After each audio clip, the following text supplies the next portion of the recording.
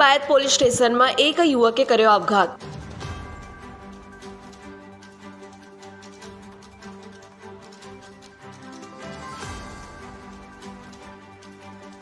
Police સ્ટેશનના ચોથા માળેથી police સ્ટેશનના કમ્પાઉન્ડમાંથી કૂદી કર્યો આપઘાત.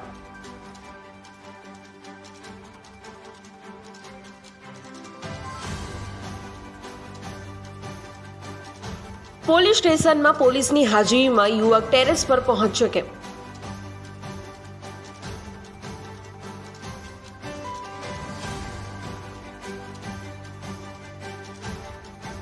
સૂત્રોની ફરિયાદીની ફરિયાદ ન લેતા કૂદીને આપઘાત કર્યા આવવાની ચર્ચા.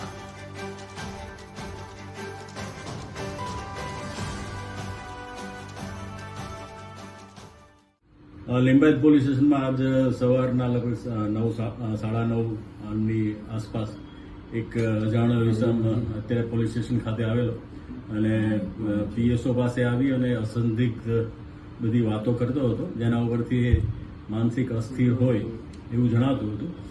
એ બાદ એકવાર નીચે ઉતરે છે, ફરીવાર આવે છે અને બેસીને મારે ફરિયાદ કરવી છે, એટલે શું ફરિયાદ કરવી છે, આ છે તે છે, એના વાતો પરથી કંઈ સ્પષ્ટ નહોતું થતું. પછી હું યુરિન કરવા જાઉં છું એમ કરીને આ બાથરૂમ તરફ આવે છે અને એ દરમિયાન અહીંયા ઉપર જે પતરાનું કામ ચાલુ હોય છે એટલે અગાસીનો દરવાજો ખુલ્લો હતો એટલે એ દાદરા ચડી અને ઉપર જાય છે. એટલે પિકેટને ખ્યાલ આવે છે કે આ ઉપર ગયો છે એટલે એની પાછળ દોડે છે. એ દરમિયાન એ જે અગાસીની પેડાપાટ છે એના ઉપરથી જમ્પ મારી અને નીચે કૂદી પડે છે. એટલે જેતું ત્યાં સ્થળ ઉપર જ એનું મૃત્યુ નીપજે છે. તેથી પોલીસે હાલ અકસ્માતનો દાખલ કરી અને આગળની તપાસ હાથ ધરી છે અને એનું હાલ પોસ્ટમોર્ટમનું કામ ચાલી રહ્યું છે. યુવકની પરિસ્થિતિ કેવી હતી? યુવક મેં આપને જણાવ્યું એમ પોતે તદ્દન અસંદિગ્ધ વાતો કરતો હતો, જેના ઉપરથી એ માનસિક અસ્થિર હોય એવું સ્પષ્ટ રૂપે જણાય હતું.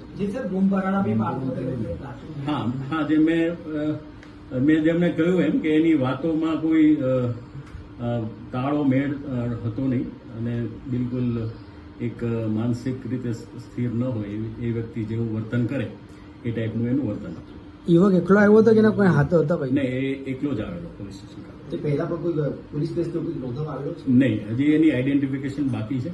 પોતાનું નામ એને અંબાલાલ જણાવેલ છે અને લિંબાયત વિસ્તારમાં રહે છે એવું એકવાર જણાવેલ, એકવાર કોઈ બીજા વિસ્તારમાં જણાવેલ છે. એટલે એનું પોતાનું શું સરનામું છે એ પણ પોતે સ્પષ્ટ કરેલ નથી. હાલ એનું કોણ વ્યક્તિ હતો એની પણ પોલીસ ઇન્ક્વાયરી કરી છે.